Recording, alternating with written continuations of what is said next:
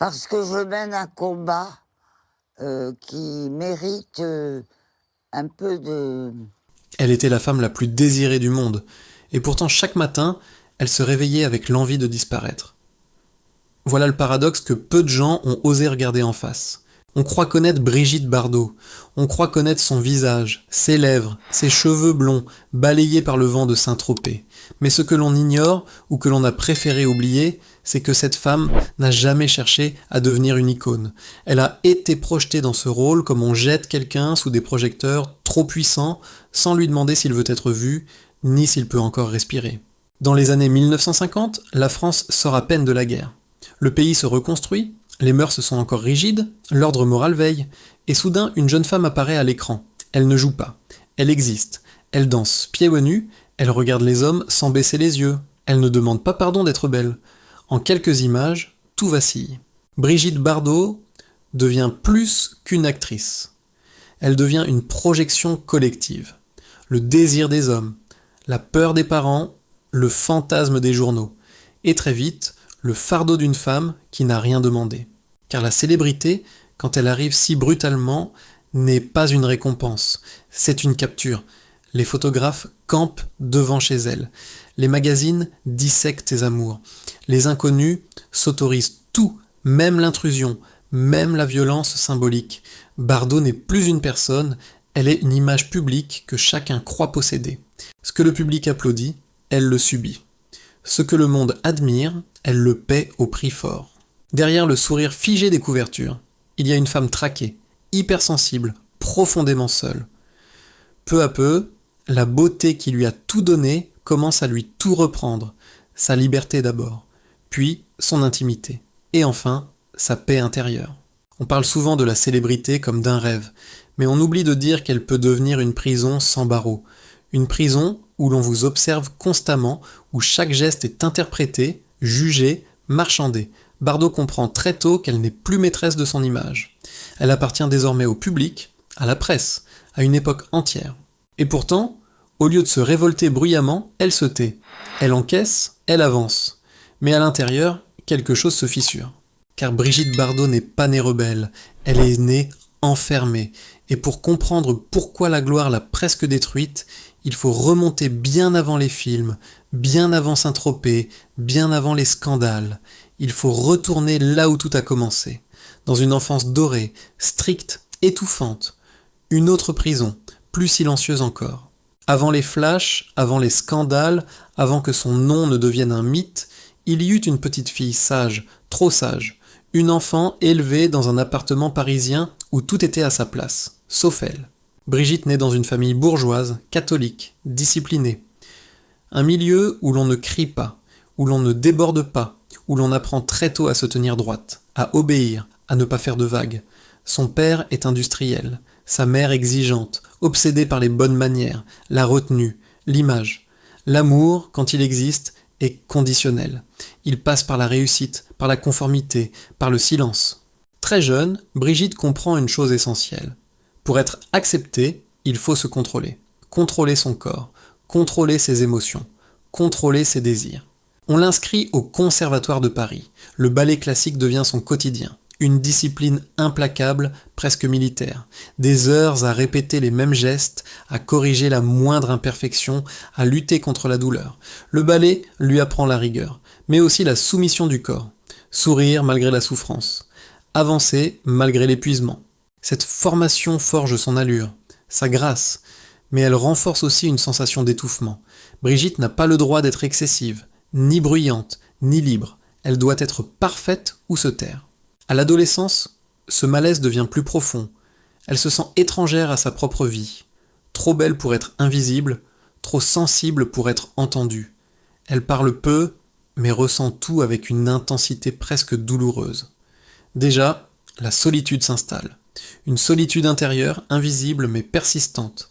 C'est dans ce contexte qu'apparaît le cinéma. Presque par hasard. Une séance photo, puis un regard, puis une rencontre décisive. Le cinéma n'est pas encore une vocation. C'est une brèche, une fissure dans le mur. Pour la première fois, quelqu'un la regarde autrement. Pas comme une fille à corriger, mais comme une force brute, indomptée. Quand elle rencontre Roger Vadim, Brigitte n'a que 17 ans. lui voit en elle ce que personne n'a jamais voulu voir. Une énergie, une sensualité naturelle, une vérité qui ne demande qu'à exploser. Leur relation choque. Un homme plus âgé, une jeune fille, issue d'une famille stricte, un amour qui refuse les conventions. Le scandale est immédiat. Pour Brigitte, pourtant, ce n'est pas une provocation. C'est une échappée. Vadim n'est pas seulement un amant. Il est une porte de sortie. Avec lui, elle ose désobéir. Oser aimer, oser dire non à l'autorité familiale, oser vivre selon ses instincts. Mais cette première liberté a un prix. Car en quittant la prison familiale, elle entre sans le savoir dans une autre cage, bien plus vaste, celle du regard public. La jeune fille qui voulait respirer devient l'objet d'une fascination mondiale. La révolte intime se transforme en révolution visible. Ce que peu de gens comprennent, c'est que Brigitte Bardot n'a jamais voulu provoquer. Elle a simplement cessé d'obéir. Et dans une société construite sur la discipline et le contrôle, ce simple refus devient explosif. Cette enfance, marquée par la rigidité et le silence, explique tout ce qui viendra ensuite. Son rapport conflictuel à l'autorité, sa méfiance envers les institutions, son incapacité à supporter les contraintes, même dorées. Et surtout, cette conviction profonde que la liberté n'est jamais donnée. Elle se prend, quitte à tout perdre. Ce film n'a pas seulement révélé une femme, il a fissuré une époque. En 1956, la France n'est pas prête, et pourtant l'image arrive quand même. Lorsque Brigitte Bardot apparaît dans « Et Dieu » créa la femme, elle ne joue pas la sensualité, elle la vit. Il n'y a ni calcul, ni stratégie, juste une présence, un corps libre, un regard qui ne s'excuse pas. Et c'est précisément cela qui choque. Saint-Tropez, à l'époque, n'est qu'un village de pêcheurs. Le soleil y est brut, la mer indifférente, les rues encore silencieuses. Roger Vadim choisit ce décor pour filmer une femme qui refuse les cadres. La caméra s'attarde sur ses gestes, sur sa démarche, sur ses silences. Rien n'est appuyé, tout est suggéré. Et pourtant, le scandale est immédiat. Les conservateurs hurlent, les éditorialistes s'indignent, les parents s'inquiètent. Comment une femme peut-elle danser ainsi ? Comment peut-elle désirer sans être punie ? Comment peut-elle exister sans demander l'autorisation ? En quelques semaines, Bardot devient un symbole involontaire, celui d'une liberté féminine qui dérange. La presse s'emballe. Les affiches sont arrachées. Les salles se remplissent. On la condamne en public, on la désire en secret. Le film est un succès mondial. Mais pour Brigitte, le prix est lourd. Car à partir de cet instant, elle n'est plus une actrice parmi d'autres. Elle est la femme qui trouble l'ordre. Ce succès fulgurant ne lui laisse aucun répit. Les tournages s'enchaînent, les réalisateurs se disputent son image, Jean-Luc Godard, Henri-Georges Clouzot, Louis Malle, tous veulent capter cette étincelle qui semble impossible à reproduire. Bardot devient l'une des actrices les mieux payées d'Europe. Pour le mépris, on parle de cachets astronomiques pour l'époque. L'argent afflue, la gloire aussi. Mais derrière cette réussite, une autre réalité s'installe. Plus elle est admirée, plus elle est enfermée. Les contrats dictent son emploi du temps. Les photographes guettent le moindre faux pas. Les rumeurs se multiplient. Chaque relation devient un feuilleton, chaque silence une interprétation. Elle commence à comprendre que ce monde ne l'aime pas pour ce qu'elle est, mais pour ce qu'elle représente.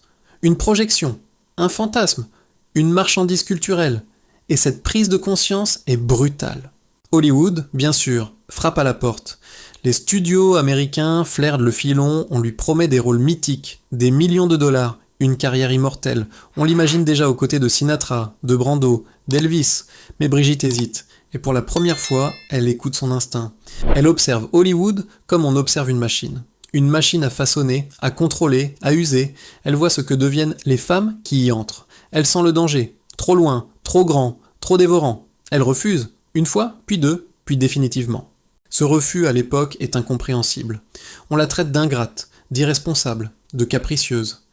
Personne ne comprend qu'elle ne cherche pas à gagner plus, mais à perdre moins. Moins de liberté, moins d'identité, moins d'elle-même. Saint-Tropez, paradoxalement, devient son refuge. La Madrague, cette maison face à la mer, n'est pas un symbole de luxe. C'est un abri, un lieu pour échapper au bruit du monde. Là-bas, elle peut marcher pieds nus, se taire, respirer, mais même ce refuge sera bientôt envahi par les mythes, les fantasmes, les regards, car on ne pardonne pas facilement à une femme d'avoir dit non, surtout quand ce non coûte des millions. Moi qu'elle avait tout pour devenir milliardaire, elle a choisi de rester libre. Dans l'histoire du cinéma, rares sont les refus qui ont coûté aussi cher. À la fin des années 1950 et au début des années 1960, Brigitte Bardot est au sommet d'une vague mondiale. Son visage est connu sur tous les continents. Son nom remplit les salles. Sa silhouette vend des magazines par millions. Et surtout, elle représente un rêve parfaitement monnayable. Hollywood ne s'y trompe pas. Les studios américains, alors au sommet de leur puissance, lui tendent les bras. Des contrats mirobolants, des rôles écrits sur mesure, des promesses d'immortalité cinématographique. On lui parle de cachets qu'aucune actrice européenne n'a jamais vus. On lui promet le statut de déesse vivante.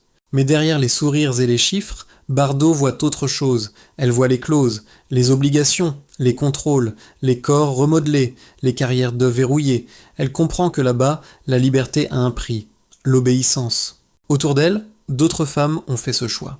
Certaines ont construit des empires, d'autres se sont perdues. Hollywood est une machine à fabriquer des mythes, mais aussi à les broyer. Bardot le sent instinctivement. Trop de règles, trop d'attentes, trop de concessions. Alors elle dit non. Un non calme, un non répété, un non définitif. Ce refus sidère l'industrie. Comment une femme peut-elle tourner le dos à autant d'argent ? Comment peut-elle refuser de capitaliser sur sa beauté, sur son aura, sur son pouvoir commercial ? Dans un monde obsédé par l'accumulation, son attitude frôle l'hérésie. Et pourtant Bardot ne méprise pas l'argent, elle le relativise. Pour elle, l'argent n'est pas une fin, mais un moyen. Elle gagne déjà très bien sa vie en Europe. Ses films, ses chansons, ses droits lui assurent une fortune confortable.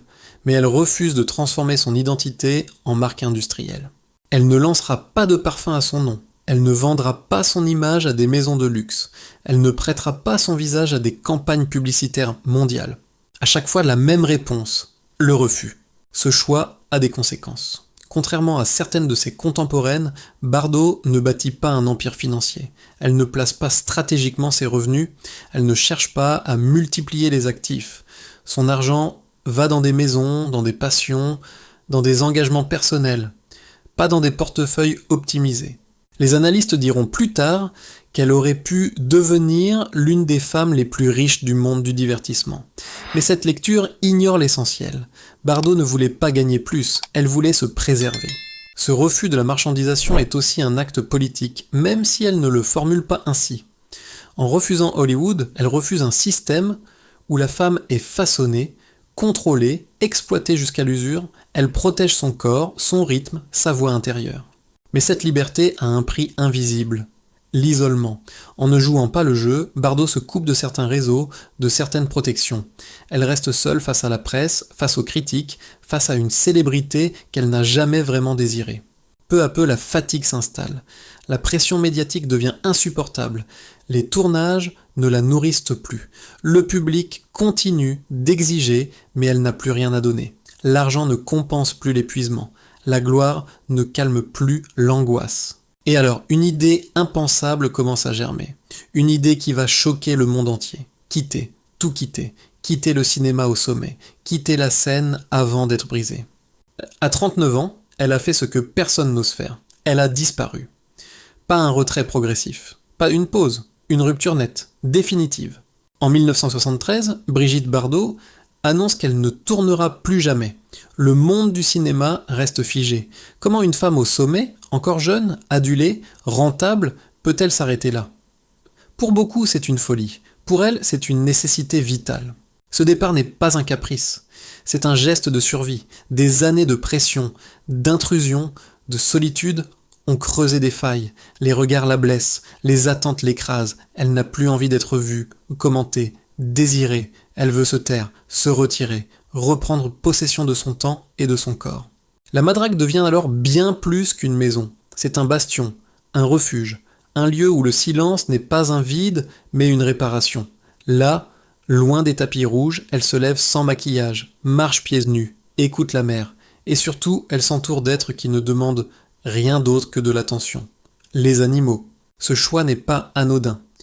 Toute sa vie, Bardot s'est sentie utilisée, regardée pour ce qu'elle représentait, jamais pour ce qu'elle ressentait. Les animaux, eux, ne projettent rien. Ils ne jugent pas. Ils ne trahissent pas. Ils existent, simplement. Peu à peu, sa fortune change de rôle. L'argent qui aurait pu servir à acheter plus de confort, plus de prestige, devient un outil, une ressource pour réparer ce qui peut encore l'être. Elle adopte, soigne, protège. Des chiens, des chats, des chèvres, parfois même des animaux blessés que personne ne veut plus. Ce n'est pas une posture médiatique. Les caméras ne sont pas invitées, les journalistes restent dehors. Bardot ne cherche plus l'amour du public, elle cherche la cohérence avec elle-même. En 1986, elle va plus loin. Elle crée sa fondation pour la protection animale. Un tournant radical, là encore, pas de mécènes puissants, pas de grandes entreprises derrière elle. Elle finance elle-même, en vendant, en sacrifiant, en renonçant. Bijoux, meubles, souvenirs d'une vie passée. Tout ce qui peut avoir une valeur marchande est liquidé pour soutenir la cause. Et quand cela ne suffit plus, elle fait l'impensable. Elle hypothèque la Madrague, sa dernière forteresse, son refuge pour continuer à sauver. Ce geste choque autant qu'il force le respect. Peu de célébrités vont jusque-là. Beaucoup parlent. Très peu donnent. Bardot, elle, donne presque tout. Non par culpabilité, par conviction. Les campagnes se multiplient. Contre la fourrure, contre les abattoirs sans étourdissement, contre la maltraitance animale. Elle écrit au ministre, au président, parfois même au pape. Elle dérange, elle insiste, elle ne lâche rien. Sa fortune, autrefois symbole de réussite, devient un instrument de combat. Elle n'investit pas pour gagner plus, elle dépense pour changer quelque chose. Et cela lui coûte cher, financièrement, socialement, émotionnellement. Car ce combat l'isole encore davantage. Ses prises de position sont jugées excessives. On l'accuse d'outrance, de radicalité. Elle accepte, elle n'a plus besoin d'être aimée, elle a besoin d'être fidèle à ce qu'elle est devenue. À mesure que les années passent, une vérité s'impose. Brigitte Bardot n'a pas quitté le monde pour se cacher. Elle l'a quitté pour se battre autrement, en silence, loin des projecteurs, avec ses propres moyens. À la fin, il ne restait ni les films, ni les affiches, ni les applaudissements. Il ne restait qu'un choix. Et ce choix continue de déranger. Aujourd'hui, Brigitte Bardot vit loin de l'agitation qu'elle a autrefois incarnée. Le monde l'a figée dans une image éternelle. Mais la femme, elle, a continué à vieillir, à penser, à trancher. À plus de 90 ans, elle ne se définit plus par ce qu'elle a été, mais par ce qu'elle a décidé de laisser derrière elle. Car l'héritage de Bardot n'est pas seulement financier, il est moral, et c'est précisément là que le malaise commence. Contrairement aux attentes, sa fortune ne revient pas à sa descendance. Son fils unique, avec qui les relations ont toujours été distantes, ne recevra que la part minimale imposée par la loi française. Le reste, maison, droit, liquidité, symbole, est destiné à sa fondation, aux animaux, à ceux qu'elle considère comme les véritables bénéficiaires de sa vie. Pour certains, ce choix est incompréhensible. Pour d'autres, il est choquant. Pour elle, il est logique. Bardot n'a jamais caché sa déception envers le monde humain. Trop de mensonges, trop de compromissions, trop de violence maquillée en normalité. Les animaux, dit-elle, lui ont offert une paix que les hommes ne lui ont jamais donnée, une loyauté sans calcul, une présence sans domination. Cette vision radicale lui a valu admiration et rejet. On l'a accusée d'exagération, de dureté, parfois même d'inhumanité, mais ceux qui la jugent oublient une chose essentielle. Bardot n'a jamais demandé à être un modèle, elle n'a jamais prétendu être exemplaire. Elle a simplement vécu selon ses instincts, jusqu'au bout, sans se renier. Dans un monde où la richesse est souvent mesurée en mètres carrés, en voitures de luxe ou en héritages familiaux, elle a redéfini la notion même de succès. Pour elle, la richesse ne se transmet pas uniquement par le sang, mais par l'impact, par ce qui continue d'exister quand on n'est plus là. La Madrague, cette maison mythique tant photographiée, pourrait un jour devenir un refuge, un lieu de repos, un espace de protection. Pas un musée figé pour touristes nostalgiques. Un lieu vivant, utile, fidèle à ce qu'elle est devenue. Ironie ultime, celle qui fut l'emblème mondial du désir physique aura passé la seconde moitié de sa vie à défendre les plus vulnérables, loin de toute séduction, loin de toute mise en scène. Elle aurait pu capitaliser sur son image jusqu'à son dernier souffle. Elle a préféré s'en dépouiller. Alors, au moment de refermer cette histoire, une question demeure. Une question qui ne concerne pas seulement Brigitte Bardot, mais chacun de nous. Si vous aviez tout, la beauté, l'argent, la célébrité, qu'en feriez-vous vraiment ? Chercheriez-vous à accumuler encore ? Ou choisiriez-vous, comme elle, de transformer votre fortune en sens ? Dites-le moi en commentaire. Votre réponse en dit long sur votre propre définition de la richesse. Si cette histoire vous a touché, pensez à aimer cette vidéo, à la partager autour de vous et à vous abonner pour découvrir d'autres vies extraordinaires derrière les légendes. Parce qu'au fond, les plus grandes fortunes ne sont pas toujours celles que l'on compte, mais celles que l'on ose donner.